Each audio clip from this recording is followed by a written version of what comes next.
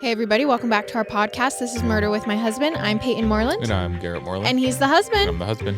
I hope you guys all had such a good Thanksgiving. I know we did. And if you don't celebrate Thanksgiving, I hope you just had a good last week. Okay, this is your official reminder about our virtual live show that is coming up. It is so soon, December 11th. Make sure you get your tickets. We are covering a Christmas-themed murder. It was one I had actually never heard of until I started researching it. So I'm really excited for you all to hear it. It's so cool to have everyone there live while we are literally recording live right in front of you guys. It is always so different, and I feel like everyone just has a good time together. All right, Garrett, that leads us right over into your 10 seconds. You know, for my 10 seconds today, it might get a little controversial, but I am not a big fan of turkey. I don't know if you are. I feel like I had to throw this out there with Thanksgiving happened last week, and if you don't celebrate it, then you know what? Be happy, because turkey is a little overrated in my opinion. But you know what? It is good? Ham. I do like a good, like golden brown sugar ham, but turkey is average. It's overrated, and I might get a lot of pushback from this. I had to throw that out there. If you have, maybe I'm not eating the right turkey. Sorry, family. Maybe you guys need to step up your turkey game a little bit, but I can confidently say that over the 28 years that I've been alive, I don't think I've ever had a turkey where I'm like, oh my gosh, this is amazing. And this is going a little long, but I compare it to like a steak. Like when I eat a good steak, I'm like, oh my gosh, this is amazing. When I eat a good turkey, I'm like, oh, turkey, yay. Ham, on the other hand, is pretty good. So let me know your guys' thoughts. Maybe I just need to eat a better turkey. What would you say is the superior food item at a Thanksgiving dinner? I would say that I really like stuffing. No, you can only pick one. Oh. Superior, top rated, best ever. I think just classic mashed potatoes. Like you cannot go wrong with like some mashed potatoes. You put some gravy on it, you put some pepper, you put some salt, and then you just scarf those things up.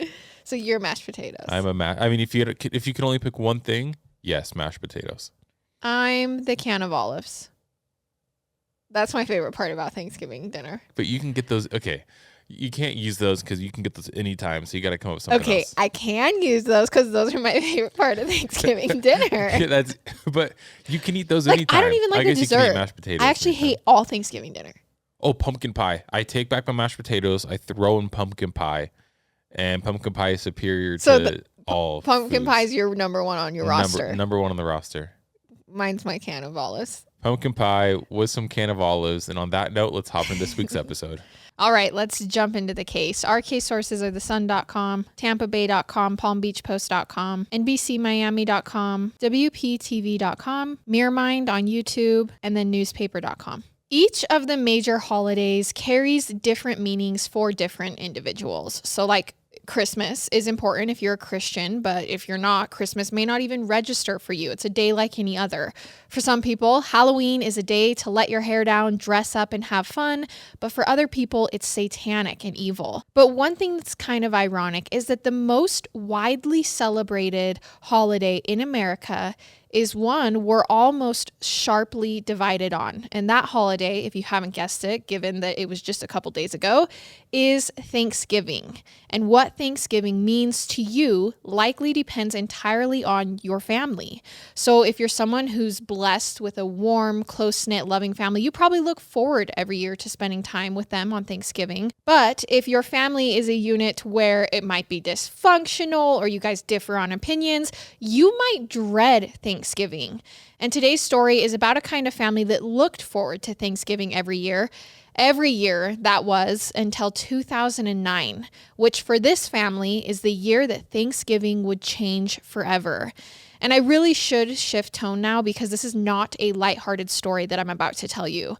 I know our stories aren't typically lighthearted because our theme is murder, but today, like any Thanksgiving meal, it is especially heavy. And I say this instead of giving a trigger warning, but just keep it in mind.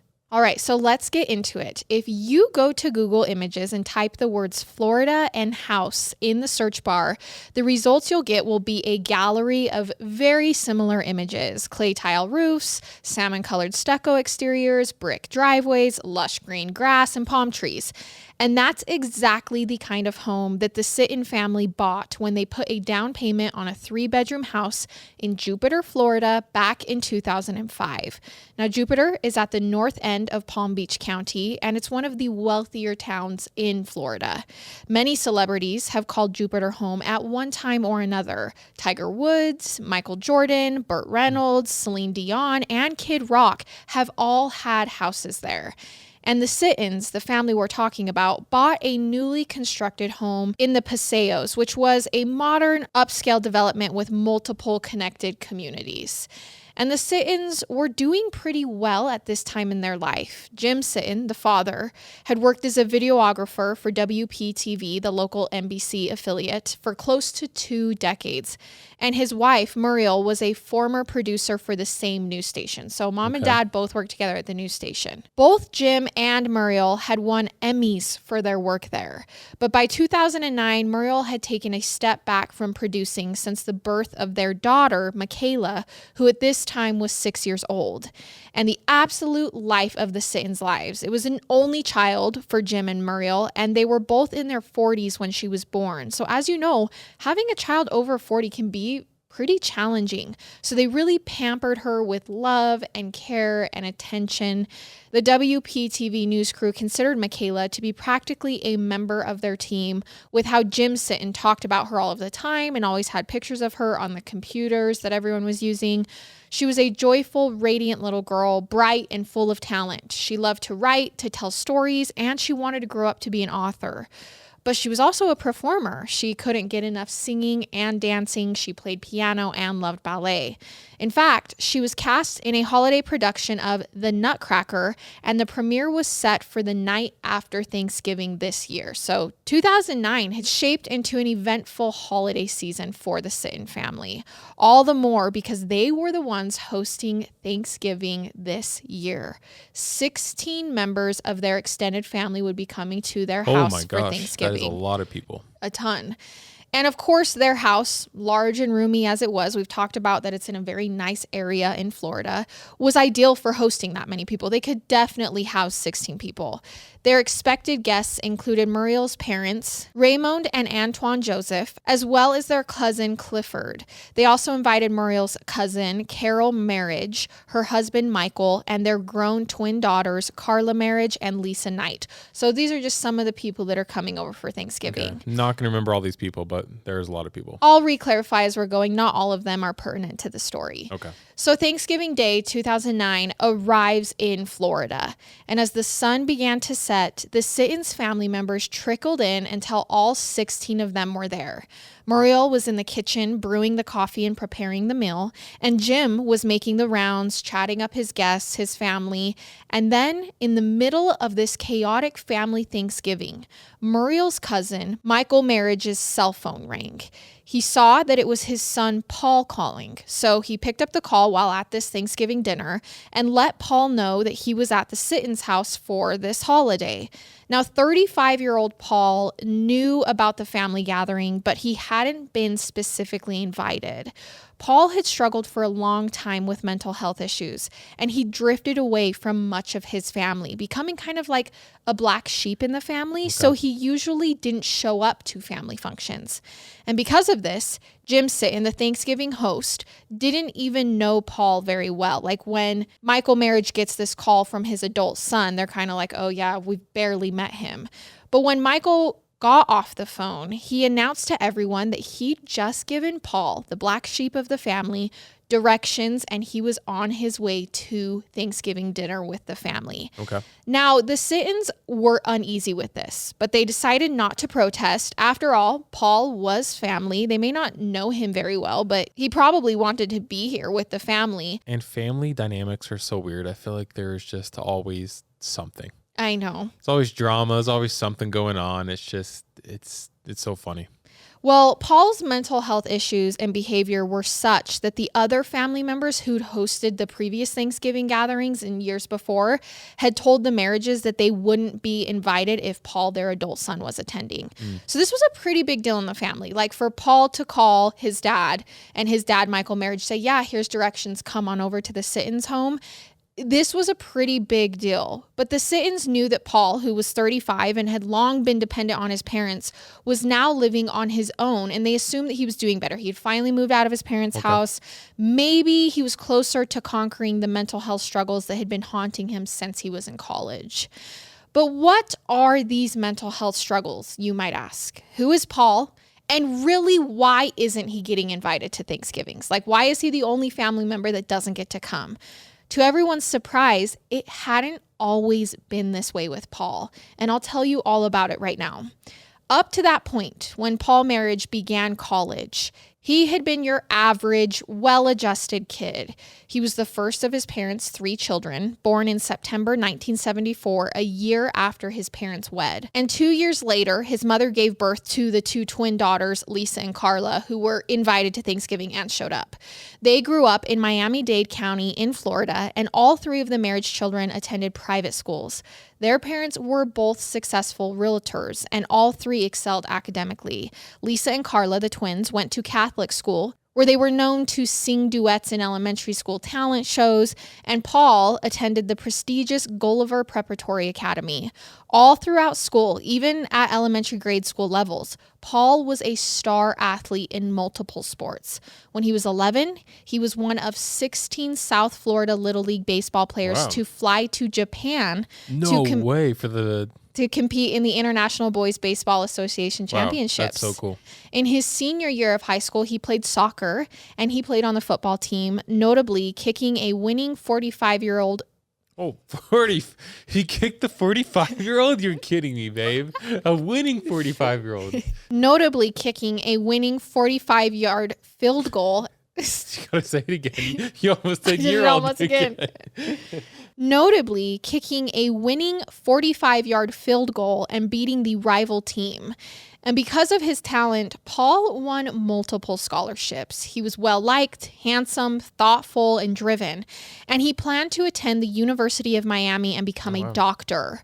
He was a top scholar and graduated from Gulliver Prep, 3rd in his class with a 5.16 grade point average. Oh my gosh. Okay, so what went wrong? Right. Well, in his senior yearbook, Paul Merhige dedicated a whole page to his parents and sisters. I mean, he's basically the golden boy at this point. Yep. He thanks his parents for the values and the morals that they passed along to him. And to his sisters, Carla and Lisa, he wrote, quote, "I have been so lucky to be blessed with having twin sisters and being your protective older brother. We may fight a lot, but that is only because we love each other so much and would not trade it for the world." He thanked his grandparents, his aunt and uncles, his cousins for their support, noting, quote, "all 32 of us in the family."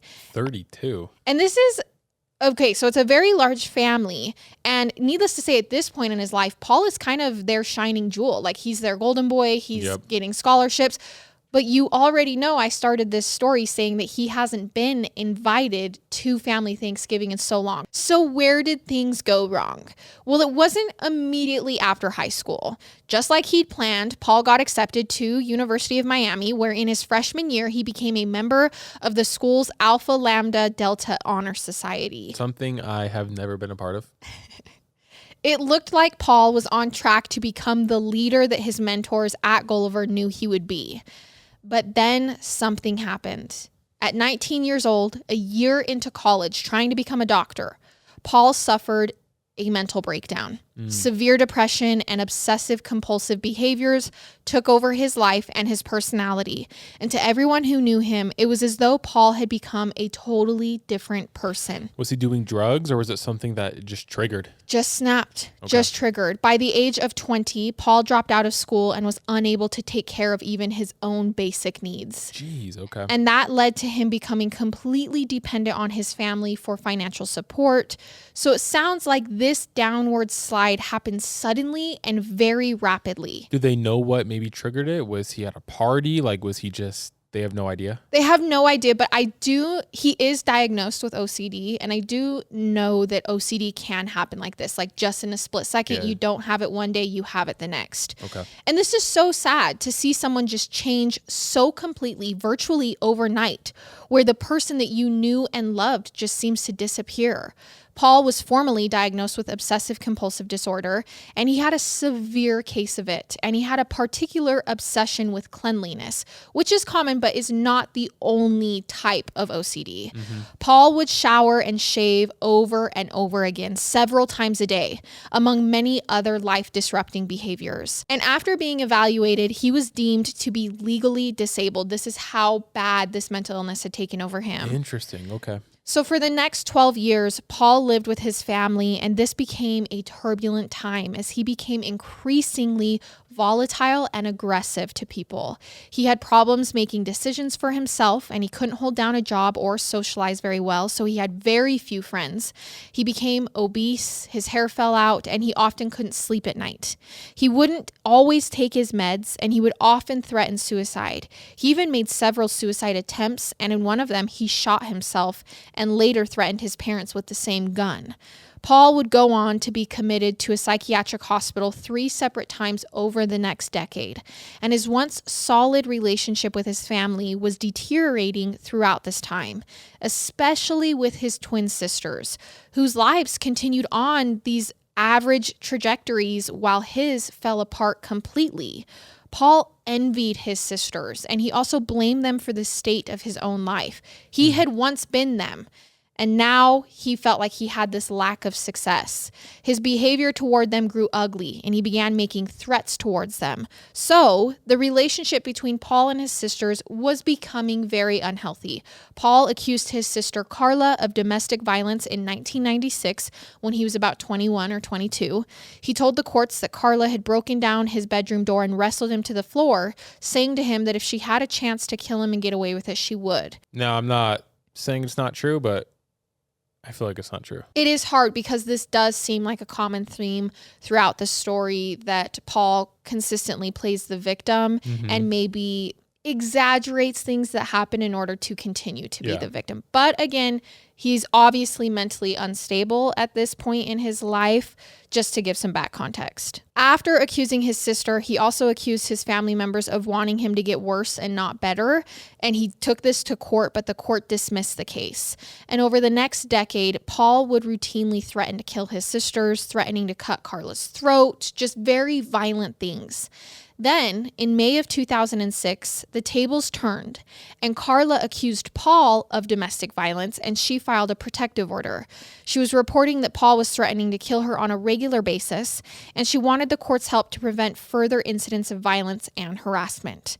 But after taking some time to think about it, and despite her fear of her brother, Carla Merhige voluntarily withdrew her request for a restraining order just 3 weeks after filing it. But by this time, and I say this knowing very well that mental health struggles are real, but also affect a lot of people, everyone in Paul's family was exhausted. I mean, the legal system has gotten involved.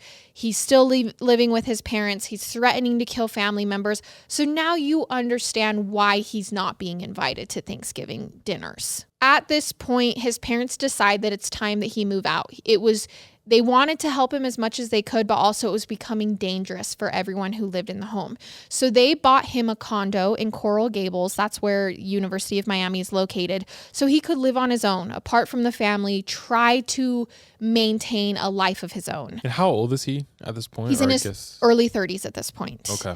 And his family also hired a housekeeper to look after the apartment, as well as after Paul a little bit to make sure that he took his meds.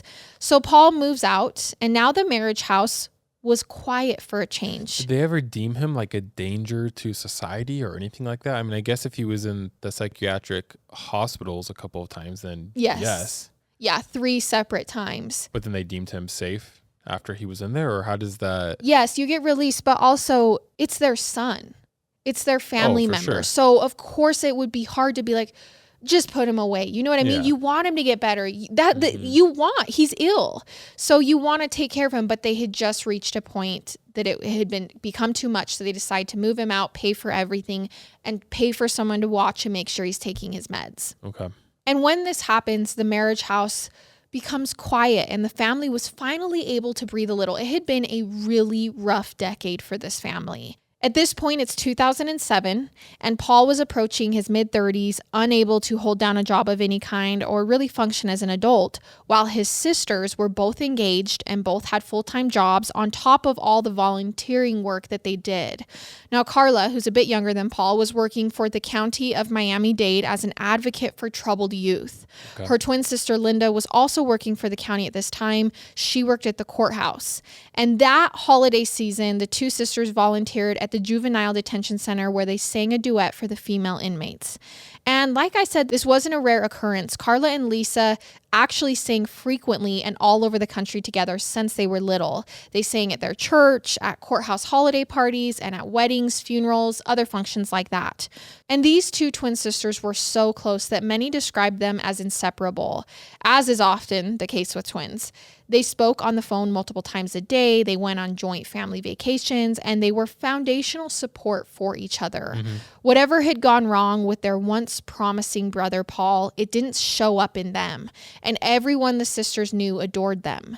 That year, in 2007, they continued on with life together in one direction as Paul stayed moving the other way. Yeah. Lisa married a litigation attorney named Patrick Knight, who was also a motivational speaker, and she left her courthouse job to work as a realtor like her parents. But that same year, Carla's fiance died suddenly from an aneurysm, leaving Carla devastated. Lisa's heart broke for her twin sister, and she was there for Carla every step of the way. 2 years after her fiance's death in 2009, Carla was still recovering emotionally, and it was only then finally getting back to singing again with the emotional support of Lisa, who was now pregnant with her first child. And Carla was finding plenty to distract herself with over the 2009 holiday season. And on the Wednesday night before Thanksgiving, Carla was working overtime well into the evening to make sure that a Thanksgiving charity donation from the mayor reached the dozens of needy families it was intended for in time for the holiday. I only say this so you understand just who these twins were. Yeah. So that's sort of what was going on in the years and then eventually the weeks leading up to this Thanksgiving dinner we started the story off with. But the one thing that's different this year was Paul Merhige was expressing an interest in joining the family for Thanksgiving. I wonder what the twins were thinking about this, because we know what the Sintons were obviously thinking, but I wonder what the twins were thinking. Right. Well, I think everyone was kind of like, oh, geez, okay, here comes here we go. And maybe we all have that type of person in the family where on Thanksgiving dinner, you're like, oh, shoot, those people, that person's coming over. It's kind of hard because Peyton's that person, but just kidding. Keep going. So Paul asked his parents several times what that year's holiday plans were, and they let him know that dinner that year was being hosted by his cousin Muriel Sinton and her husband Jim at their house in Jupiter, Florida.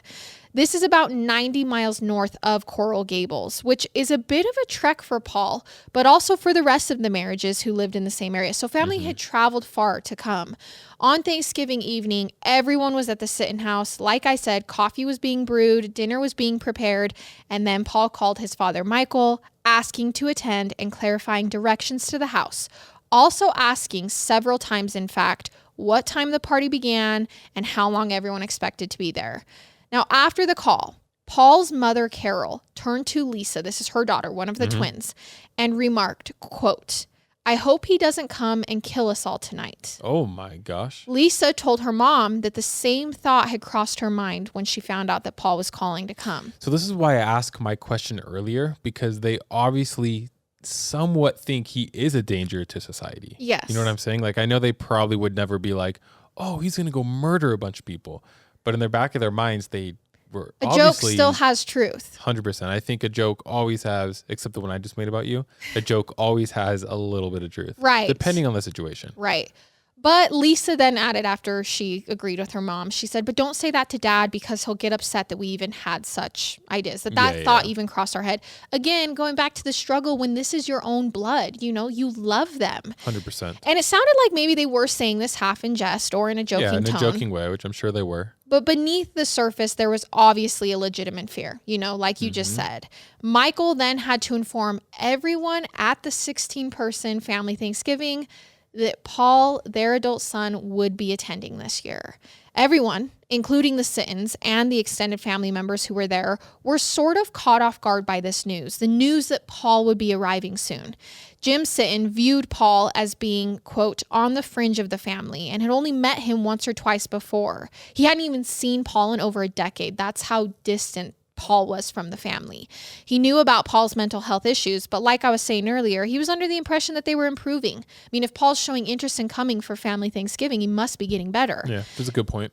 Everyone went back to their conversations, and then the attention turned to little Michaela, the Sinton 6-year-old girl who began making out Thanksgiving cards for everyone. She wrote how thankful she was for each member of their family, and then they hung the cards on a clothesline. This is the fun part about Thanksgiving, right? Is like being grateful for each other, these fun little traditions. The night continued, and Muriel and Jim began getting dinner ready to be served. And that's when Paul Merhige finally showed up, an hour and a half after everyone had arrived and the last of the 17 guests to come to this dinner. But nothing seemed especially out of the ordinary. Muriel led him over to the rest of the family to say hello to his relatives, and then she introduced him to 6-year-old Michaela. And the normally friendly and outgoing little girl suddenly stiffened and grew quiet, and everyone noticed. Like maybe she sensed something dark or off-putting about Paul, but the whole family noticed that she froze up, was acting shy, and this wasn't really like her. But anyway, the turkey was now fully cooked, and it was time for everyone to sit down and eat Thanksgiving. So that's what they did. Everyone sat down and began digging in. All right. Paul sat along with his family near them, and he didn't say anything during the meal. And he didn't seem hungry. He didn't even eat. He just sat at the table.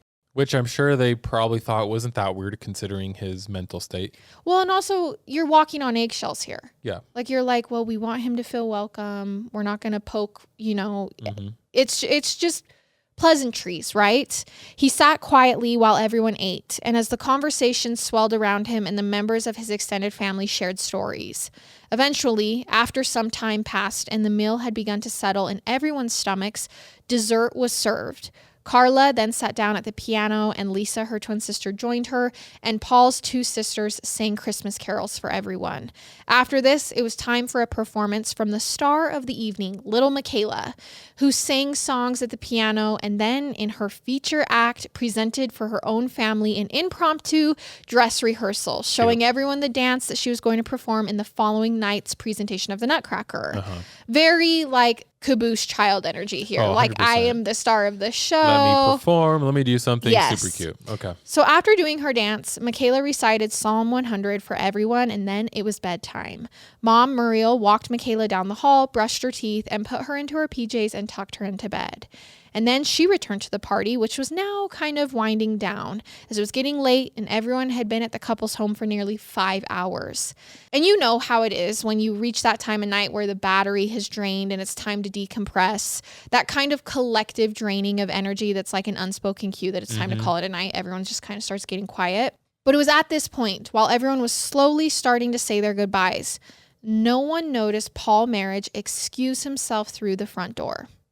20 minutes would then pass as everyone's just getting ready. I'm so nervous. And as people are now standing and preparing to leave, Paul walks back into the Sitton's house through the back door, and suddenly, without a word, gunshots. Okay. Jim Sinton looks toward the kitchen and sees Paul Merhige standing by the refrigerator with a handgun. He had just shot his 76-year-old aunt, Raymond Joseph, in the shoulder. And as her husband, Antoine, cowers next to her, Paul points the gun at the center of his aunt's chest and shoots her again. Oh my gosh. Blowing a hole through her sternum and killing her instantly. Paul then turns the gun towards his sister, Carla, and shoots her. And then he points it at Lisa and shoots her too. Both twin sisters drop to the floor. Now, unbeknownst to the now panicking family, Paul had gone out to his car and collected 4 guns, which he now had on him at this time. Okay. And his reign of terror had just begun. As Lisa's husband, Patrick, bends over to tend to her and try to stop her bleeding, Paul blasts a bullet through him as well. Oh my gosh, this is This is ridiculous. He fires again, and a bullet grazes his cousin Clifford. Antoine Joseph is on the floor trying to perform CPR on his 76-year-old wife, Raymond. Paul then aims the gun at his uncle Antoine, directly at his head, and Antoine calls out in French, "Don't do this." But Paul pulls the trigger anyways, twice, and the gun jams both times. So everyone begins running for cover at this point. I mean, 5 people have been shot.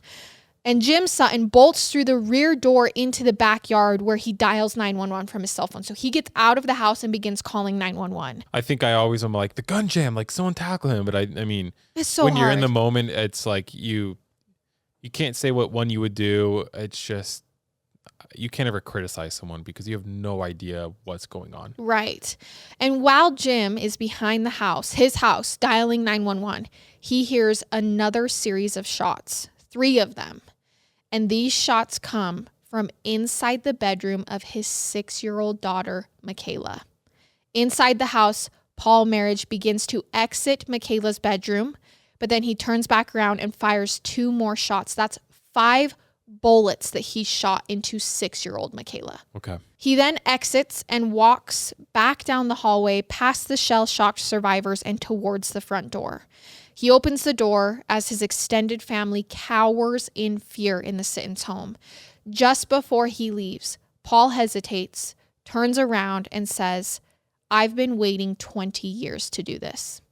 He then gets into his car and speeds away from Thanksgiving dinner. Inside Michaela's bedroom, her parents find the little girl motionless in her bed with 5 bullet wounds. By this time, multiple calls had already flooded into 911 from family members and from neighbors who heard the shots from the house. First responders race to the Sittons' stucco home, but they're too late to save twin sisters Lisa Knight and Carla Merhige. Oh, they both died. They both died, his twin sisters. That's horrible. And 76-year-old aunt Raymond Joseph died as well. Patrick Knight, Lisa's husband, is still alive and is rushed to the hospital. He was shot, but he is still alive. And little Michaela Sinton is airlifted to the hospital by helicopter, but she's pronounced dead upon arrival. Oh, okay. Search helicopters swarm the area of the Sittons' house looking for any trace of Paul or his blue Toyota Camry. The Sittons then had to explain to authorities what their family Thanksgiving party had turned into. Their daughter had spent the night writing notes to each family member about what she loved about them, only to be brutally murdered in her bed. And it was all at the hands of 35-year-old Paul Merhige, a kid who had everything going for him but was overcome by mental illness. He had spent the night with his family, watching them eat and be merry, only to annihilate them. I don't really know what to say, but like, what an absolute pure evil thing to do. All his family has done and tried to do was help him, and he killed them. Yeah. And he killed not that it makes it any different than anyone else dying, but he killed a 6-year-old girl who he had just met that night. Who he had just met, and he made it a point to kill her. He walked back to her bedroom. It's absolutely horrendous. By the end of the night and throughout the week that followed, Americans ate their Thanksgiving leftovers, took down Thanksgiving decor, and began setting up their Christmas lights. But over at the Sinton home, it would be yellow crime scene tape adorning the house instead of holiday decorations. And a massive manhunt begins for Paul Merhige, who had murdered 4 family members at Thanksgiving dinner and then somehow vanished. Patrick Knight, who up to that Thanksgiving night was an expectant father, was now a widower who would spend the next 3 months in a medically induced coma. Ugh. It would be touch and go, and doctors did not believe he would survive. Because you have to remember, his wife was pregnant. Yeah, I forgot about that. Family and friends of the Merhiges were in shock. Quote, "We are devastated," one family member wrote in an email. "The pain is too much to bear. Why? Where is God?" A neighbor of the Merhiges, not the Sittons, who talked to the press, described them as, quote, "wonderful people." The fact is, they have lost all 3 of their children, all at the same time, and I can't imagine how painful that must be for them. The fact that the twin sisters came into life together and then died on the same day too, That was a quote from someone. Meanwhile, police were fearing that Paul Merhige had fled the state or even possibly the country. They knew Paul had ties to both Michigan through a doctor who had treated him, as well as Haiti. That's where his mother's side of the family is from. Police put out a $100,000 reward for any information leading to Paul Merhige's capture, and America's Most Wanted began working on a segment profiling him. But devastating to family and investigators, everyone would soon learn that Paul had been planning this massacre for weeks, if not months. He dropped $2,000 on guns and ammunition from a local firearms store where he told the salesman that he was going hunting. And in the weeks leading up to Thanksgiving, Paul Merhige withdrew at least $12,000 in cash from a savings account that his parents had set up for him. He was using this as getaway money. And he'd had his clothing all packed and ready to go because when police found his place, it was cleared out of essentials when they searched it. So he had packed a bag, got his getaway money, got his getaway car, went to this Thanksgiving dinner, murdered 4 of his family members, shooting 5, attempting to shoot 6, and then drove away and disappeared. Now, on December 2nd, as everyone back home was grieving, a heavy-set man with a shaved head checked into the Edgewater Lodge on Long Key, which was in the middle of the Florida Keys, halfway between Miami and Key West. The man said his name was John Baca and that he was from the city of Homestead on the far southern end of Miami-Dade County. The motel's owner, Paul Pfaff, recognized John Baca as he stopped by the Edgewater Lodge only a few days earlier, asking Pfaff if he'd had any vacancies. And Pfaff certainly had vacancies. In fact, much of the 16-unit, 2-story motel was vacant, as tourists didn't exactly flock to this town in the early weeks of December. The guest, calling himself John Baca, was checked into room 14 on the 2nd floor of the building, the front of which faced the ocean, while the back overlooked US 1, the highway that connected the Keys. Now, John Baca paid for his room weekly in cash and refused maid service, telling the Pfaffs that he'd look after the room himself. His only requirement was reliable internet service. Otherwise, this pleasant, low-key guest kept completely to himself. He kept to himself so completely that after not seeing him for a number of days, owner Paul Pfaff grew concerned about the man's welfare and knocked on the door of his room to check. When John Baca came to the door, Pfaff asked him, "Are you alive?" "Yes, I'm just resting," John Baca replied.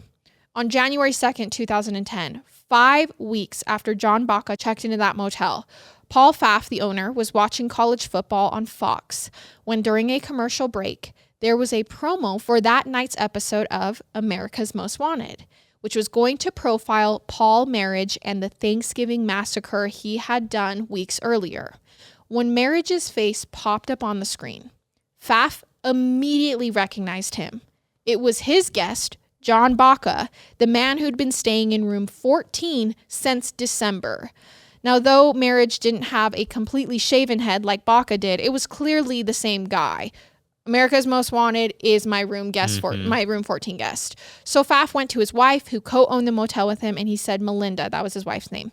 "Melinda, I'm freaking out. The guy who killed his family on Thanksgiving, he's in room 14. Oh, call 911. Next to Megan. Megan was the Pfaff's grown daughter who lived at the motel in the room right next to where it was now believed Merhige was staying. So Paul Pfaff pulled up the America's Most Wanted website, and Melinda, his wife, took one look at Paul Merhige's photo and her hair stood up. They'd been unknowingly harboring a fugitive at their motel. So the Pfaffs were now terrified that they were in close proximity to this mass murderer who was thought to be armed and dangerous. Melinda phoned their daughter Megan and told her, "Get your purse, close your curtain, and lock your door and come to the office immediately." Melinda then quietly evacuated the remaining few guests at the motel, and the Pfaffs returned to their house. I can't imagine being in this position and realizing this. Like, that would be so terrifying. Yep. Once they were home and in a safe place, the Pfaffs then called the America's Most Wanted hotline. The hotline operator asked Melinda, on a scale of 1 to 10, how sure they were that it was Paul Merhige. And the Pfaffs were practically screaming, 10! It's a 10. Like, we know for sure it's him. They were absolutely certain it was Paul staying in their motel. When they provided the tag number on the vehicle. I think that's kind of funny. Are you like 100% sure? Yeah. Like, do you know for sure? Like, yes, come over right now, He's please. literally staying here. Yeah.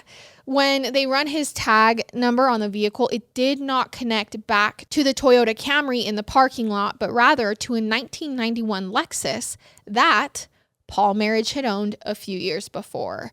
So essentially, he had just swapped out the license plate with an old one, again, pointing to the fact that this was 100% first-degree murder planned out. You know, and for someone who's had to have, I guess, their family support and couldn't live on his quote-unquote own, he sure figured out how to do all this somehow. Yeah. Which, I don't know. Took a lot of planning. Yeah.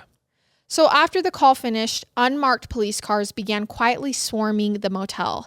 The U.S. Marshals showed up along with police from Miami-Dade, Palm Beach, and Monroe counties and slowly moved in on the motel. A camera crew for America's Most Wanted was also at the scene, of course. And at around 10 p.m. that night, the police shattered the sliding glass door to room 14 and ambushed Paul Merhige, leaving him too stunned to do anything other than surrender without resistance. Well, also, they did tase him, so he was quite literally stunned. He probably couldn't do anything. Yeah. Then they put handcuffs on him and led him out into the parking lot where America's Most Wanted held a microphone to his face. No way. And with his eyes to the ground, he shook his head and told them of how he'd been tormented for years with chronic medical and mental problems. It's been a nightmare, he said. I didn't even know what I was doing. Okay, but police already knew that he'd been plotting this for a long time. You can't really say that when you spent weeks plotting. And that's why I said what I said earlier. He obviously knew what he was doing. Right. Whatever his mental health issues, he'd known exactly what he was doing. Yep. And one person who believed Paul Merhige was a cold, calculating killer was his uncle, Antoine Joseph, whose wife was among the 4 dead that night. This was the uncle who the 2 bullets had jammed.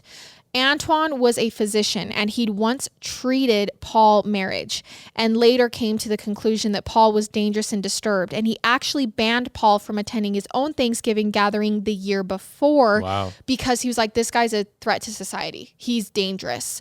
According to Antoine Joseph, Paul Merhige was, quote, a faker, a spoiled rich kid who harassed his twin sisters.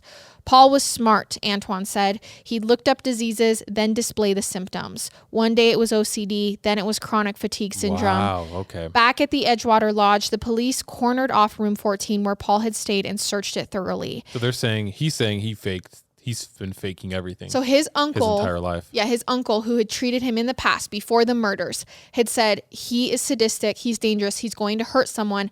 I think that he's mentally ill, but I also think that he's doing research to learn about certain illnesses to be the victim. He's putting himself, he's playing on it, all of this stuff. While police were searching his hotel room, they found receipts from Kmart where he'd spent close to $500 on what appeared to be a suicide kit. It was like a mask, duct tape, helium kits, a paddle leash, and tie downs, along with a book on assisted suicide called Final Exit. Oh, okay. His Kmart bounty also included pudding snacks, canned Bush baked beans, and medicine. So it seemed he wasn't planning on that final exit right away. Yeah. He was still going to be alive for a while.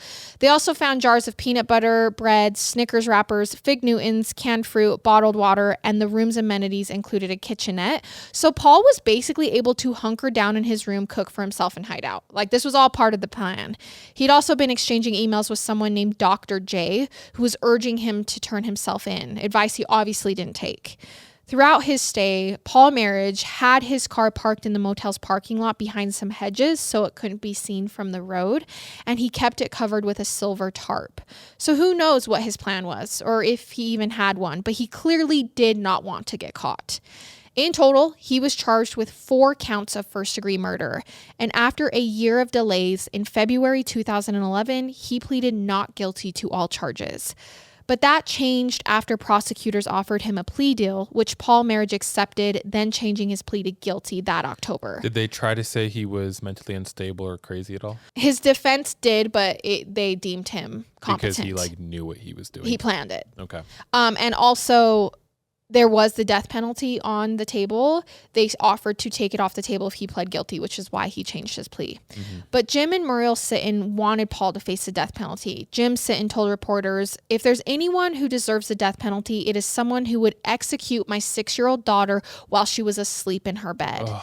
The Sittons were blindsided by this plea deal and lobbied for the case to go to trial, which was publicly supported by America's Most Wanted host John Walsh, who himself had lost his 6-year-old son to murder. However, Patrick Knight, who had come out of his coma and was recovering, felt that going to trial would be like reliving the night all over again, so he was against it. After Paul Merhige pled guilty, he was sentenced to 7 consecutive life terms in prison. But the nightmare didn't all end there, unfortunately. Paul Merhige had truly succeeded in tearing apart this family, which may have been his goal, honestly. He obviously hated all of them. Mm-hmm. The Sittons, together with surviving victim Patrick Knight, sued Paul's parents, Michael and Carol Merhige, alleging criminal negligence. They claimed that the Merhiges knew their son Paul was dangerous, but nonetheless invited them to Thanksgiving anyways without consulting anyone. They just said, hey, Paul's coming. We already gave him directions. Jim Sinton had especially harsh words to say about Michael and Carol Merhige. Mike created the monster, he said to the press. I was comparing the other day the way we were raising Michaela and the way Paul was raised. We were character training her. You don't like cheat, etc. But Paul was me. He was a 2-year-old. He was a loser, a parasite who never worked a day in his life. This isn't my words. This is the words of the people involved in the story. The Sittons' lawsuit against the Merhiges was eventually dismissed. But then the Merhiges turned around and sued the Sittons, placing the blame on them because they allowed Paul into their home once he arrived in spite of knowing he was unstable. The Merhiges said the Sittons knew about Paul's history and pointed to Dr. Antoine Joseph's warning about Paul and his own boycott against Paul attending his gathering in 2008. So the Merhiges were now claiming in their countersuit that the rampage never would have happened if the Sittons simply wouldn't have opened the door. The suit was also dismissed, and neither family has spoken about this since. And I only included this piece of information not to further exploit everything that happened, but to show once again how many victims become impacted by one person's decisions. Yeah.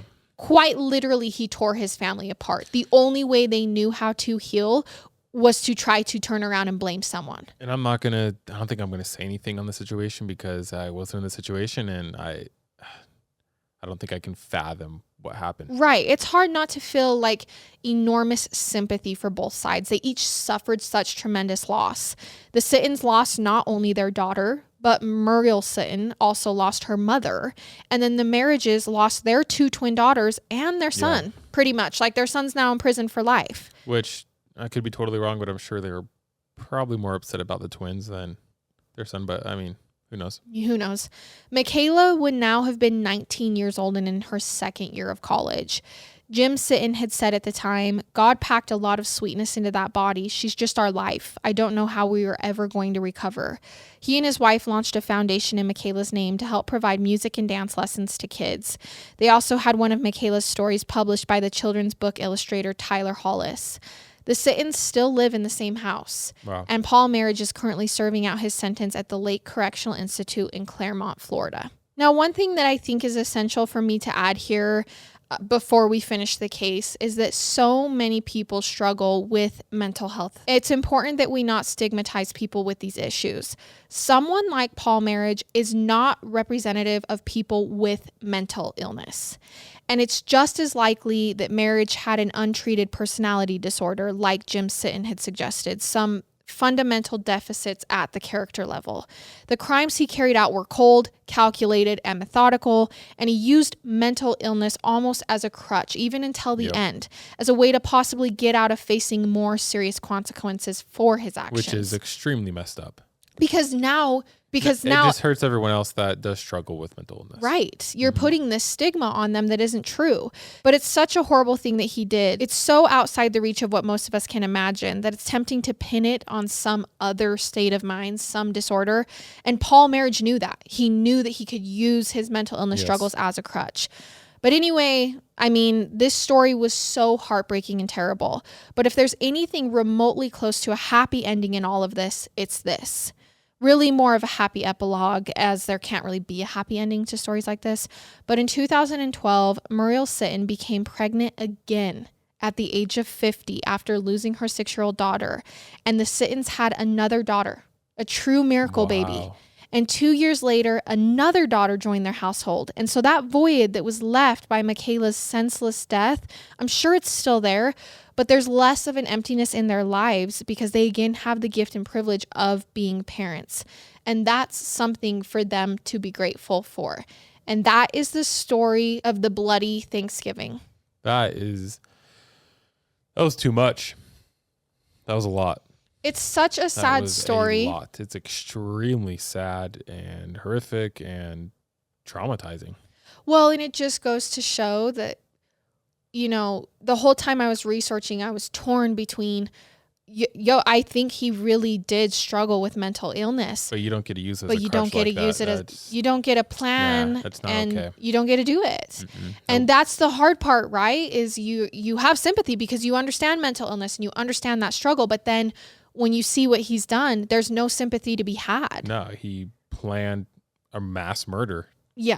A mass execution, literally, is what he planned. And so many people at that Thanksgiving dinner knew. And he had it was he had coming. chances to stop. He had multiple chances to stop. He did not care. And I think the part that like really digs it in the grave is that right after he killed Michaela and he turned to walk out, he had to pause, stop, turn around, and tell all of his family, who is now going through the worst thing that will ever happen in their whole life. Yes. I've been wanting to do this for 20 years. Horrible. That just like is the nail in the coffin for me. All right, you guys, that was our episode for this week. I love it. And I hate it. Goodbye.